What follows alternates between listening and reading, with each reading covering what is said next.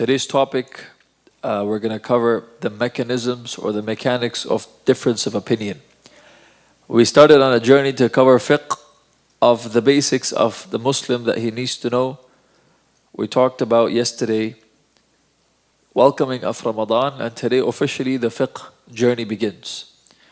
We have 3 sessions before we want to dive into fiqh directly. The first session is today's one, which is the fiqh of the fiqh of difference of opinion, fiqh of ikhtilaf. How does ikhtilaf happen? Why does it happen? Tomorrow we're going to discuss the madhahibul arba'a, how the 4 madhabs formulated and how many madhabs are there only 4, etc., etc. The day after, we're going to start the fiqh, inshallah. So these 2 are very important, inshallah. We're going to discuss today and tomorrow as a prelude to what's coming in the next few days, inshallah. Now, with regards to difference of opinion, first understand that difference of opinion is allowed in Islam. In places, it's also not allowed. In places, it's allowed. Now, you need to know, very importantly, where it's allowed, where it's not allowed. Because the biggest problem in the Muslim ummah today is where difference of opinion is allowed, Muslims act like there is no difference of opinion allowed, and they become each other's enemies. And as such, sectarianism comes about, and like Islam allows it. Example, raising your hands or not raising your hands. Blood breaks your wudu, doesn't break your wudu. Right? The 4 madhabs, etc., etc. There is no need to fight. 8 rak'ah or 20 rak'ah. There is absolutely no reason to fight, because they're both valid differences of opinion. Now the question is, what makes something a valid difference of opinion where you are supposed to respect both parties equally, and what makes something invalid difference of opinion? That's the question we're going to answer today. This is a big problem. If you don't understand this, then subhanAllah, you become the one who divides the ummah. And Allah subhanahu wa ta'ala says in the Quran, وَلَا تَفَرَّقُوا, do not divide. Allah subhanahu wa ta'ala gave you sharia to curb difference of opinions in the best mannerism possible. It's normal for humans to have differences of opinion. You are never going to agree with someone 100%. How do you go about it? Do you fight to death? Or do you accommodate, do you compromise? Well, sharia tells you where to compromise, where to accommodate, where not to accommodate, and where to be black and white, and where to be completely lenient and gray. The sharia tells you that. All you have to know is know it. You see, it's a big problem. Like people who, for example, wear hijab, and those people who, niqab, I meant to say niqab. People who wear niqab, it's an opinion. It's a difference of opinion. Now those people who wear niqab, they look down on people who don't wear niqab. There's no reason for you to look down. They're not worse than you. Those people who follow the opinion of a full beard, there's a difference of opinion. Some opinions do say that shorter beard is allowed. I don't follow that opinion personally, but it's an opinion, Islamic opinion. You can't look down on the other person who follows the other opinion. They're completely equal, both of them. Rasulullah sallallahu alaihi wasallam said with regards to difference of opinion, that a mujtahid, when he has a difference of opinion, when he does tarjih of something, when he has a different opinion, a scholar has a different opinion, Allah subhanahu wa ta'ala will give him a reward even if he's wrong, so long as his opinion is valid. I'm going to explain what that means. But a person, if he's correct in the different opinion, he get double the ajr. Both of them get reward. The point is, you shouldn't look down. You should respect the other opinion equally. Do you see? So some people might think, okay, in Quebec, for example, niqab was banned. When the niqab was banned, people started saying, I don't follow the niqab opinion, so it's okay if it's banned. What are you talking about? It's a hukum shara'i. It's Allah subhanahu wa ta'ala, one of the opinions is Allah subhanahu wa ta'ala made niqab a fard for the woman. If you even don't follow that opinion, this is the deen of Allah under attack. You gotta go and defend it. You don't say, oh, it's just another opinion that I don't follow, so it's okay. You don't say that. It shows lack of understanding of the sharia and lack of taqwa, to be honest. It's very dangerous. It promotes sectarianism, and the punishment for sectarianism is adhabun alim. Painful punishment, Allah subhanahu wa ta'ala says. You understand? Which means what? If Allah subhanahu wa ta'ala gives you a hukum in the Quran, وَلَا تَفَرَّقُوا, do not divide. And He pairs it with a uqubah, which means a punishment. لَهُمْ عَذَابٌ أَلِيمٌ. If you do divide, you have a painful punishment. That makes that hukum fard. It makes it obligatory for you to not divide, and an obligation for us to unite. It's a fard, it's not a choice. Again, coming back to the question, what do you compromise on, quote unquote? Compromise is the wrong word, yani. You never compromise. Where does Sharia allow you to accommodate difference of opinion? That's the best word, better way to put it. Where does Sharia allow you to not accommodate? And where does Sharia allow you to accommodate? That's the topic of today.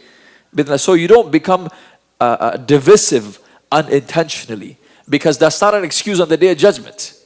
If you say, I don't know, Allah subhanahu wa ta'ala is going to ask you, I gave you 60 years, I gave you the Quran, you spent $50,000 getting education, you spent 10 years and $300,000, $400,000 getting education, 10 years of your life, you couldn't read Arabic, you couldn't read the Quran, you couldn't find out, you couldn't know, when your purpose of life was to obey Allah subhanahu wa ta'ala, and you didn't know in that specific field, it's not going to be an excuse on the Day of Judgment. Does that make sense? Well, you can say, well, I blindly followed someone. يا أخي إذ تبرأ الذين اتبعوا من الذين اتبعوا وراءوا العذاب وتقطعت بهم الأسباب وقال الذين اتبعوا لو أن لنا كرة فنتبرأ منهم كما تبرأوا منا. The people who you follow are going to disassociate from you on the Day of Judgment. And you're going to ask Allah, Ya Allah, allow me to go back into this world so I can disassociate from them and not blind follow them. Blind following, ignorance are not excuses, in contrast with obligation of unity and the obligation to not divide. So, coming back to the topic today, where do you accommodate difference of opinion? Where do you not accommodate difference of opinion? Understand that difference of opinion is valid when the source of the hukum is coming from Allah subhanahu wa ta'ala. Okay? How do you know an Islamic opinion is an Islamic opinion? Well, you have to ask for evidences. You follow evidences. What is an evidence? What counts as an evidence? Well, my teacher said, or this person said that. Is that an evidence? That's not an evidence. Evidence is either Quran or Sunnah or Ijma'. Make sense? Or Qiyas. That's evidence. Better way to say it is Quran, Sunnah, and the Quran, Sunnah point towards, which is Ijma' and Qiyas. Okay? So all you have to ask is what is the evidence, and is the evidence from Allah subhanahu wa ta'ala and Rasul sallallahu or not. Now when you know the evidence is from Allah and His Rasul, then it comes to the strength of the evidences. If you are 100% sure that this evidence is from Allah and His Rasul, like if Allah subhanahu wa ta'ala tells you right now, there's a voice that comes from the sky that says jump. You see what I'm saying? And you jump, and you know that's Allah subhanahu wa ta'ala's voice, you have to jump, right? That authenticity, like you know 100% that's Allah subhanahu wa ta'ala. Does that make sense? That's the first factor you need to have. The second factor you need to have is the clarity of the evidence. So I'm going to say it again to clarify so you guys are paying attention. I almost drank the water. Yeah. So Rasul sallallahu alaihi wasallam said when a fasting person is eating food, don't stop him. So if you see me drinking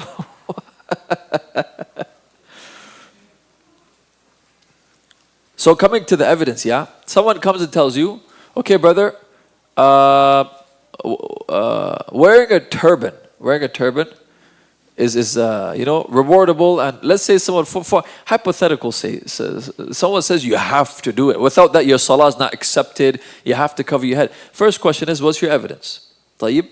Now, depending on the evidence, either you know difference of opinion is possible or difference of opinion is not possible. Okay? The evidence has to be from Allah and His Prophet. It can't be anything else. If it's anything else, it's rejected automatically. Now first you look at the evidence and you find out, okay, look at the vertical of the evidence and the horizontal of the evidence. Okay? Does the hadith allow room for interpretation using the Arabic language? Let's look at the horizontal, yeah? The hadith or the ayah, let's take a practical example. Touching a woman, does that break your wudu or not? Imam Abu Hanifa says, yes, you touch a woman unintentionally or intentionally, your wudu breaks. Imam Shafi'i says, no, it doesn't matter if you touch a woman, your wudu doesn't break. Imam Malik says, depends. If you touch a woman with desire, it breaks. If you touch without desire, it doesn't break. Different opinions. What's their evidence? An ayah in the Quran. Allah subhanahu wa ta'ala says, and many other things, أَوْ لَامَسْتُمُ النِّسَاءَ فَلَمْ تَجِدُوا مَاءً فَتَيَمَّمُوا. If you touch a woman and you don't find water, then make tayammum, meaning your wudu broke. Okay? Okay. Linguistically speaking, the Arabic language says, أَوْ لَامَسْتُمْ. Lamasa, touch. Lamasa means touch. Now, what kind of a touch is it? Is it a touch with intention? Touch without intention? A touch that is over the clothes, not over the clothes? There's different types of touches. In Arabic also, the word touch is used for physical relationships. So Imam Abu Hanifa says this ayah is talking about that. It's not talking about just a touch. Imam Shafi'i says no, it's talking about touch because I have other evidences to prove it. Aisha radiallahu anha, for example, she says Rasulullah sallallahu alayhi wa sallam would pray tahajjud at night time, and when he would go into sajda, he would move the feet of Aisha because there was no space, and then he would go into sajda. He was in salah and he touched a woman, quote unquote. Does that make sense? It didn't break the wudu, did it? So my point is, if you look at the ayah, let's go back to the Quran ayah. The Quran ayah allows interpretation through the Arabic language, has to be through the principles of the Arabic language, which is preserved. Everyone knows what Arabic language is. You can't make up the principles of the language now. Arabic is preserved because Quran is preserved and the language of the Quran is preserved. Allah subhanahu wa ta'ala said, I'm going to preserve the Quran. Quran is preserved. And as such, the language of the Quran is also preserved. So Arabic is preserved. Divine is preserved. So by the principles of the Arabic language, in that sentence, there is room for difference of opinion. And Allah subhanahu wa ta'ala says about this, هُوَ الَّذِي أَنزَلَ إِلَيْكَ الْكِتَابَ بِالْحَقِّ. Allah subhanahu wa ta'ala revealed the kitab to you. Long ayah, cut it short. فِيهِ آيَاتٌ مُحْكَمَاتٌ هُنَّ أُمُّ الْكِتَابِ. There's ayat in it that are clear cut. You can't misinterpret it. It's 2 + 2 = 4 according to the language of Arabic. It's clear cut. وَأُخَرُ مُتَشَابِهَاتٍ. But there's other ayat in it that you can interpret it based on the language of the Arabic, the principles of the Arabic language, right? Point being is, there are ayat that are clear cut, black and white. You can't misinterpret them. Other ayat like this one, Arabic allows interpretation. So, when someone tells you an evidence, first, can you interpret it? Can you not interpret it based on the Arabic language? That's the first question. If you can interpret the evidence, not you, the Arabic language, allows for interpretation. That's a better way to say it. If the Arabic language allows interpretation in that evidence, you know it's an area of difference of opinion. If he has that opinion, you have a different opinion, khalas, I love you and I respect you, we differ, that's the end of it. Okay? That's the first. The second thing, and there's only two, the authenticity of it. You have to know, because you see, in an authentic hadith, there is differences of opinion even in the authenticity of a hadith. One hadith might be authentic to this scholar. It might not be as authentic to another scholar. Do you see what I'm saying? There's difference of opinion. So the authenticity of the evidence has to be super strong where no one disagrees on its authenticity. It's called mutawatir in Arabic. Okay? If the evidence is 100% black and white, meaning the Arabic language does not allow interpretation, and it goes back to Allah subhanahu wa ta'ala, evidence is 100%, no one disagrees on it, everyone agrees that this is the highest level of authenticity, called mutawatir. I'm going to explain to you what mutawatir is. Then this area can be difference of opinion. I wish I had a projector to show you this. I'll have it from, I don't want to make a promise. I'll try to have it from tomorrow. So it's not too theoretical for you. It's just more practical. Okay? You guys, are you following me so far? What I'm saying? Just give me a nod if you're following me so I can continue. If you're not following me, give me a question. Throw me a question. There's two things that are needed to conclude if this is an area of difference of opinion or is not. It has to be muhkam and mutawatir to be an area of not difference. Muhkam means black and white, and 100% from Allah subhanahu wa ta'ala. So that means if it's 100% from Allah, meaning super authentic, mutawatir, there's no difference of opinion in the authenticity of it.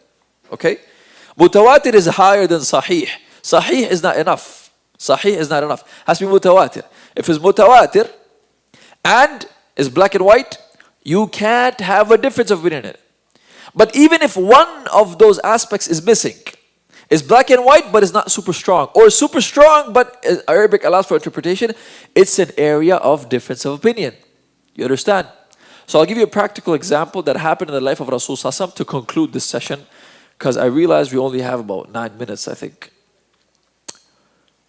Rasulullah Sallallahu Alaihi Wasallam came back from the Battle of Khandaq, a huge battle that lasted for 1 month. It was extremely taxing, the most taxing on the Muslims till that time.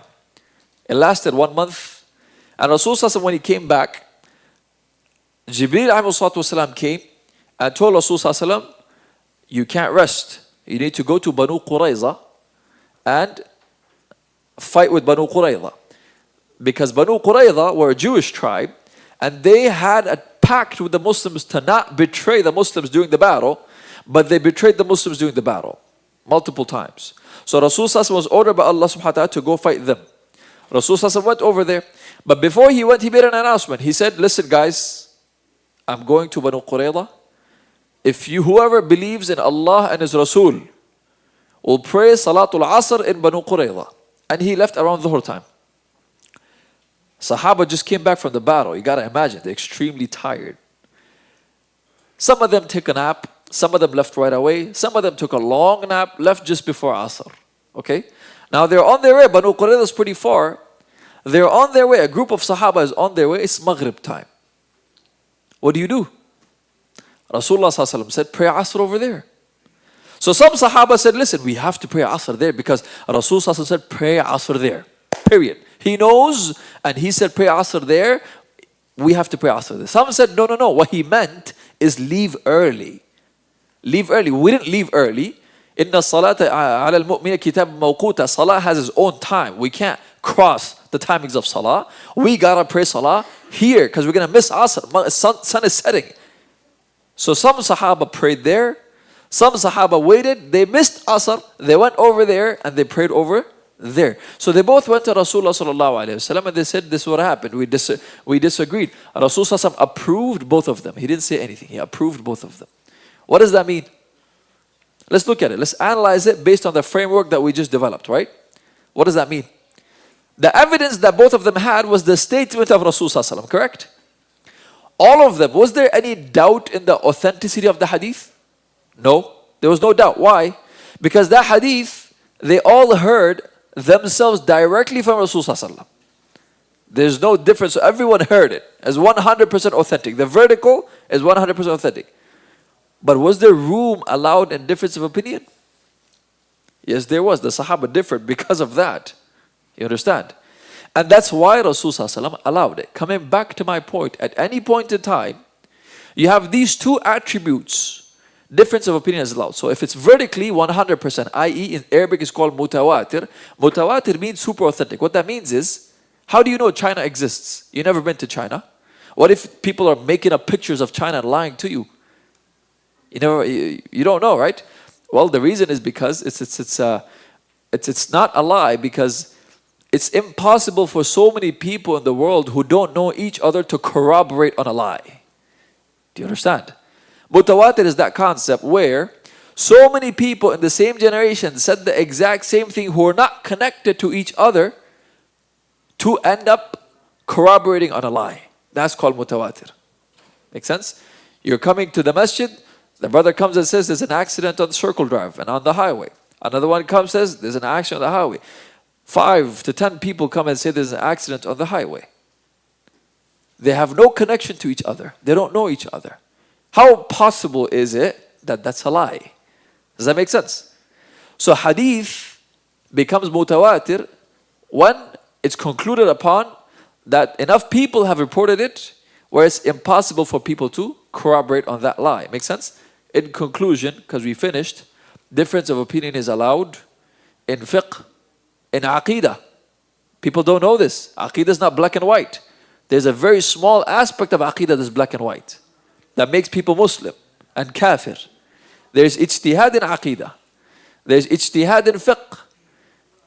Because of this factor, which is what? What is your evidence? If the evidence allows interpretation through the Arabic language, and the authenticity is not 100% mutawatir, only mutawatir, if not mutawatir, difference of opinion is valid. We'll talk more about this tomorrow, about how the four madhabs formulated on these principles. And the day after, we'll talk about hukum shar'i, what is fard, makruh, mubah, maddu, what do these terms mean? And then we'll dive into fiqh, insha'Allah ta'ala. If you have any questions, I am struggling nowadays to make time for Q&A. The idea was to do Q&A towards the end of it. But inshallah, we don't have time. We have 4 minutes for iftar, so we'll make dua. Save your questions for tomorrow. Inshallah, I promise. Remind me if I forget my promise to make time for Q&A tomorrow. I'll end 10 minutes early. Billahi ta'ala. If you want any questions answered, email me at imam@da'wahcenter.ca. imam@da'wahcenter.ca. If I get any questions, I will start with answering those questions, and then we'll have a live Q&A towards the end, inshallah. Wa jazakumullahu khairan. Let's make dua. بسم الله الرحمن الرحيم اللهم لك الحمد كما ينبغي لجلالك ولعظيم سلطانك اللهم اغفر لنا ذنوبنا وكفر عنا سيئاتنا وتوفنا مع المتقين والأبرار اللهم تقبل صيامنا وقيامنا وركوعنا وسجودنا يا رب العالمين اللهم ألف بين قلوبنا وقلوب المسلمين اللهم اهد شبابنا وشباب المسلمين اللهم انصر إخواننا المستضعفين والمظلومين في كل مكان اللهم انصر إخواننا المظلومين في فلسطين وفي كل مكان يا رب العالمين اللهم كن معهم ولا تكن عليهم اللهم ما لهم سواك اللهم تقبل شهداءهم واشف مرضاهم وعاف مبتلاهم يا الله اللهم اغفر لنا وارحمنا واعف عنا واجعل القرآن العظيم ربيع قلوبنا وشفاء صدورنا وجلاء أحزاننا وذهاب همومنا وغمومنا يا رب العالمين اللهم اجعل القرآن لنا إماما ونورا في قبورنا وهدى في حياتنا ورحمة يا الله اللهم نور قلوبنا بالقرآن وزين أخلاقنا بالقرآن ونجنا من النار بالقرآن وأدخلنا الجنة بالقرآن اللهم اجعل القرآن لنا في الدنيا قرينا وفي القبر مؤنسا وعلى الصراط نورا وفي الجنة والقبر رفيقا ومن النار سترا وحجابا يا رب العالمين وصل اللهم على سيدنا محمد وعلى آله وصحبه أجمعين برحمتك يا أرحم الراحمين آمين يا رب العالمين.